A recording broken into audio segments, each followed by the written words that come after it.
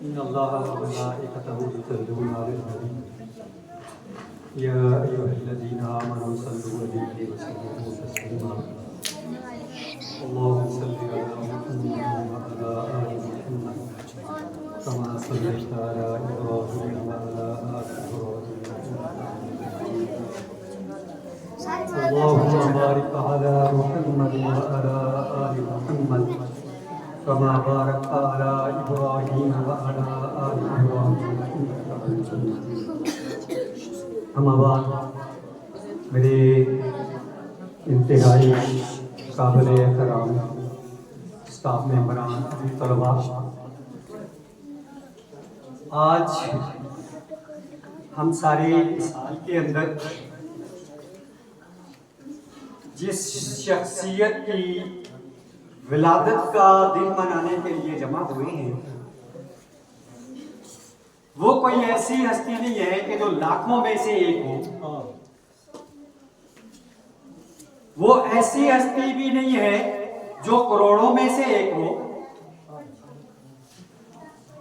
وہ ایسی ہستی بھی نہیں ہے کہ جو اربوں میں یا کھربوں میں سے ایک ہو،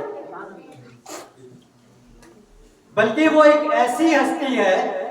کہ جس کی مثل اللہ رب العزت نے کسی دوسرے کو پیدا ہی نہیں کیا، اور یہ فرمایا یا کہ قل یا ایھا الناس انی رسول اللہ الیکم جمیعا، اے رسول یہ اعلان کر دیجئے کہ اے لوگوں میں تم سب کی طرف اللہ کا رسول بن کے آیا ہوں۔ اور صرف اس پہ ہی نہیں، کیا فرمایا ولیکن رسول اللہ و خاتم النبیین،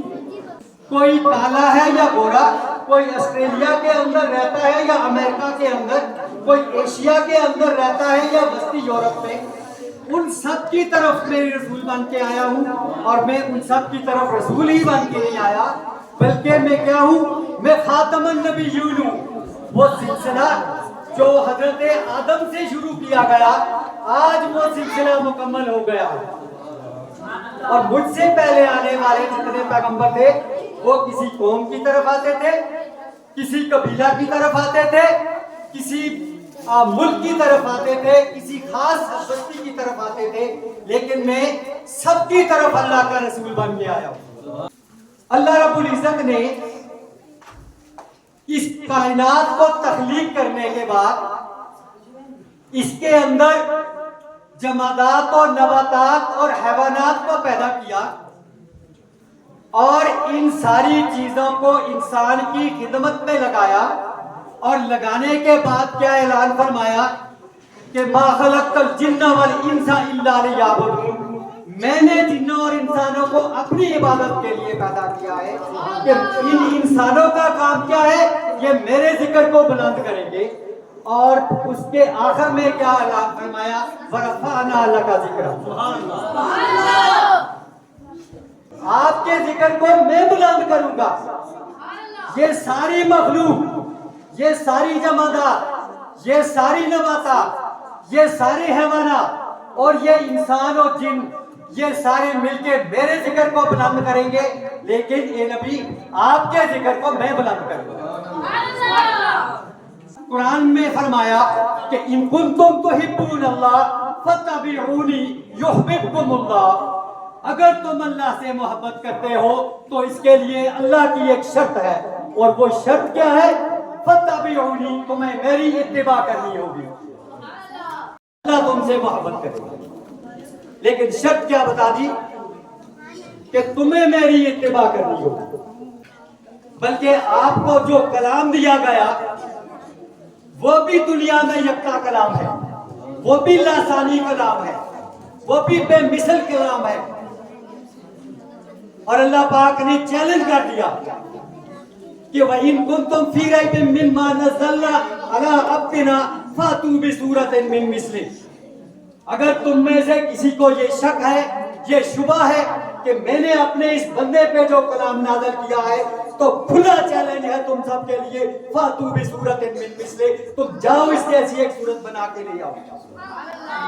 اور اتنا ہی چیلنج نہیں کیا، اس سے آگے بھی ایک کنتم خیر امۃ اخرجت للناس، میرے آقا کی شان بیان کرنا، میرے آقا کی تعریف و توصیف بیان کرنا صرف اللہ کی توفیق سے ہی ممکن ہے، اور صرف وہی لوگ اس میں آتے ہیں، وہی لوگ اس محفل میں بیٹھتے ہیں، وہی لوگ یہ تعریف و توصیف بیان کرتے ہیں جن کو اللہ رب العزت توفیق عطا کرتا ہے۔ لیکن میرے عزیزوں، یہ بات اپنے پلے باندھ لیں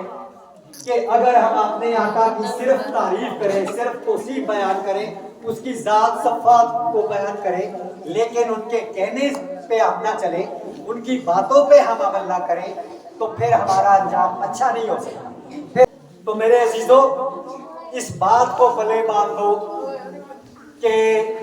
میرے آقا نے جن کاموں کے کرنے کا حکم دیا ہے ان کے مطابق اپنے آپ کو ڈھال لیں،